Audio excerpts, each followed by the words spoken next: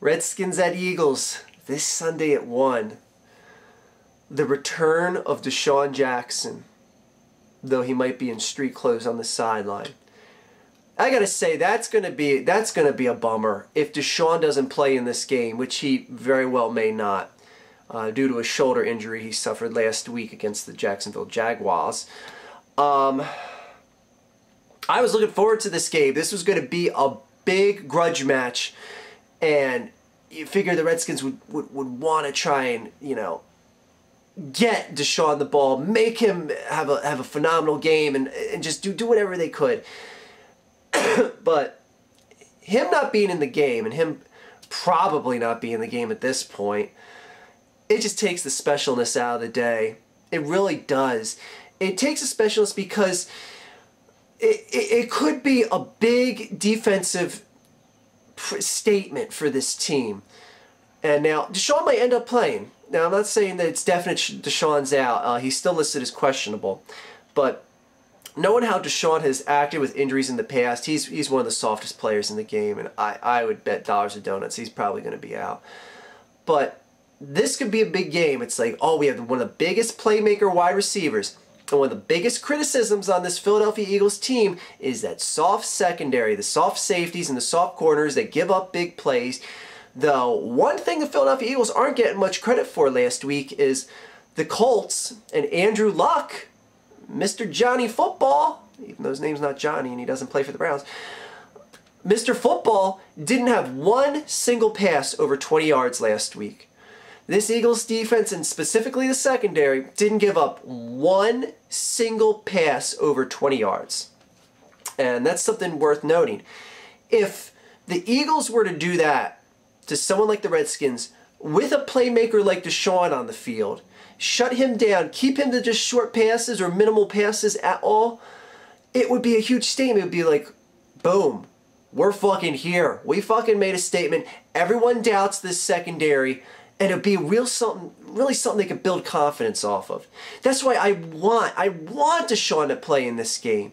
Now, I mean, it's one thing if he plays and he looks like shit, he looks like he's all hobbled and whatnot, then, you know, there's only so much confidence you can take from that. But I want Desean to play in this game. I want him to show game breaker speed, and I want to see him get shut down. And because it's something that, like I said, you could really build confidence off of. And it's going to be a bummer if he doesn't play in this game. But it is what it is, and injuries are part of the game. You know, there's no guarantee. And funny enough, in my preseason video, I said that neither RG3 or Desean would make it healthy to week 4. Yet another scary soothsayer prediction that I made here. As for RG3, I know a lot of people are going to be like, yeah, you don't got much to worry about. They're playing with their backup quarterback, and they're going into the Linc. Ooh, boy, that's all the ingredients for a trap game right there. Because this game, this Redskins team, isn't exactly a pushover with their backup quarterback in the game. Kirk Cousins is a very good quarterback. Would I say he's one of the elites? You know, he hasn't proven himself that much. He hasn't played enough games. But he showed that he can step in and take over, fill in RG3's shoes very nicely. Now, one of the main things that I'm most concerned with in this game, for a number of reasons in a number of ways, is the Michael Kendricks getting injured. They're bringing in Emmanuel Ocho to replace him because that's a step better than having KC. I don't have half the talent of my brother Matthews. And going back to last week when Kendricks got injured, you know, right off the bat, I'm like, oh my God, are we going to finally see Marcus Smith, that first-round draft pick? And I'm like, oh no, it's that white motherfucker Casey Matthews. That son of a bitch. Casey Matthews is not an NFL player. He's barely a special teams player on an NFL team. Chip Kelly in this love obsession with Oregon Duck players, which is what this is, because Casey Matthews has had more than a couple chances to prove his worth in the NFL, and he hasn't proved he can play for shit. He's fucking sorry. The fact that he is a backup linebacker on this team, and we have to rely on him when any of the 4 starting linebackers get injured, is sad. It is really sad. And Chip Kelly really needs to assess what he's doing, because we draft Marcus Smith with the first pick in the draft. You know, hopefully so we don't have to rely on someone like Casey. I don't have half the town on my fucking brother Matthews to come into the game. But no, what do we get? We have to rely on Casey. I have no talent, Matthews. It just blows my mind that this is the better option than the guy the Eagles spent their first-round draft pick on. I mean, that makes me wonder, what is Chip Kelly thinking? What is Chip Kelly doing? Because he's going to shore up the center, the gut of this field by spending a first-round draft pick on a linebacker and still keeping Casey Matthews on this team. Whatever. Hopefully Emmanuel Ocho can do a good job filling in for Kendricks. But man, losing Kendricks, that's a pretty big fucking deal, and that's my biggest concern for this game. That's more of a bigger concern than if RG3 and Desean were both in this game, because Washington's a very good rushing team, and I just see them tearing up all day, just like what Indianapolis did last week, when they put up over $150 on the ground. And I see this being a close game, and I agree with everyone out there. This does have all the ingredients of a trap game. It's an overconfidence game. Deshaun's probably not playing. There's a backup quarterback in. It's at the Linc.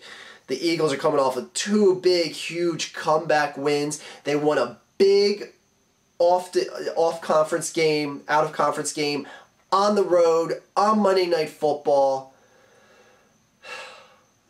That smells like a trap to me.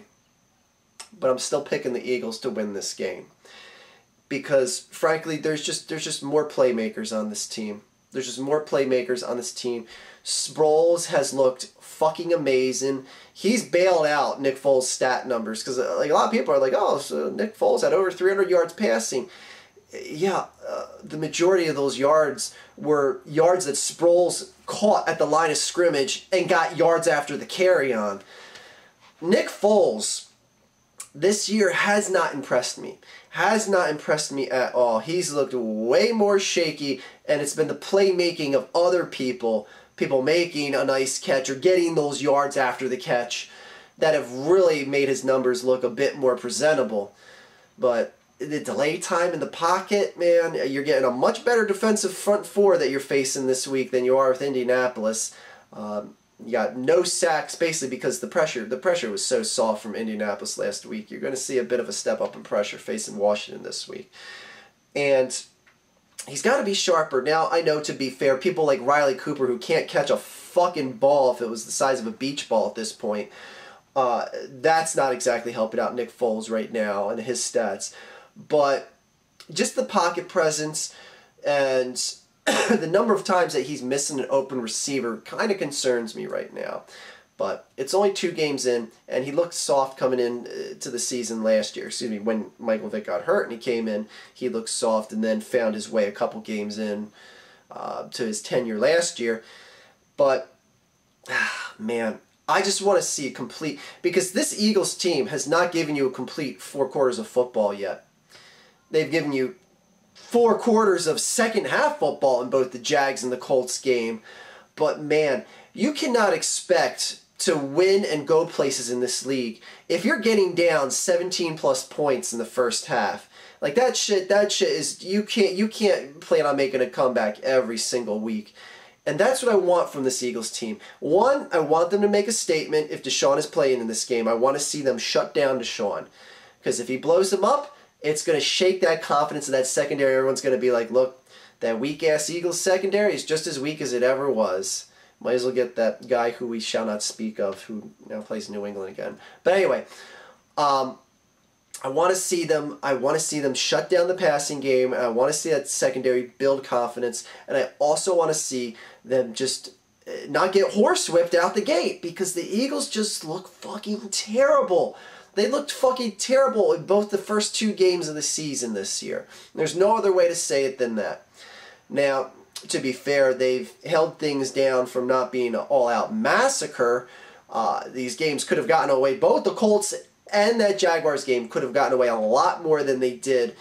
And That's the thing I really love about this team, is this team doesn't get shook. At least they haven't got shook. They haven't had that look of dejection going into the tunnel at halftime. They don't walk around going, "Ah, man, we lost control of this game. Ah, it's fucking terrible." You don't see guys, their hands on their hips and just like going, "Oh man, we fucking suck. We're losing to the Jags, 17-0. I've never seen the Eagles team have that much confidence so far in the first two in back-to-back games of getting blown out in the first half and come out in the second half like, it's all right, we're going to take over this game. It's no big deal. Because that's the attitude this team has. This team has an attitude of it's just no big deal and we will come back. But again, you can't rely on coming back the way they have the past 2 weeks. So that's why I want to see Nick Foles play a complete game of football. I want to see that secondary shut down the passing game. I want to see, hopefully, Emmanuel Acho step in and not look as embarrassing as Casey Matthews did last week when he had to come in and play linebacker against the Colts. I just want to see 4 quarters of good football. I just want to see 4 quarters of good football. I want to see the Redskins get humbled. I want to see the HTTR just get shut the fuck up and know their place as the irrelevant team of the NFC East that they've gotten so fucking used to. Spare one time 2 years ago when they won the division. Yay. And then lost to Seattle. Anyway, I just want to see a good football game. I just want to see a good football game that I could take some confidence out of. Because frankly, a nail-biter type game, playing a backup quarterback and a team that is probably not going to have their premier wide receiver, that's not going to do too much confidence-wise for me. Though a win will still be a win, and I will take it. I want to see a good old-fashioned ass-whipping. You know what? I'm sorry. I don't want to see a comeback. I want to see a complete, full-throttle controlled, foot on their throat, stomp the shit out of a fucking division rival, make a statement saying, you're not getting 1 game within us, you're getting 2 games behind us. That's what I want to fucking see out of Thursday. Oh my god, Thursday. Thursday night football games always suck. Sunday! Jesus Christ. I'm sorry, that Thursday night football game with the Falcons and Tampa Bay just left such a scar on my brain, I can't get it out of my head. I just want to see a win. I just want to see a win that builds confidence. So, Eagles fans, don't be too positive that they're going to absolutely come out and just whoop that Redskins ass like they should. Because on paper, they should kick this team's ass. Vegas has them as a touchdown favorite in this game. It's at home. It's at the Linc. It's coming off of 2 big wins, a big road win against an out-of-conference rival, or, well, not really a rival. It's not really a long-standing rival between the Colts and the Eagles, but Sunday can't come soon enough. All right. I'm going to go back to not watching any college football today because that's just how I fucking roll.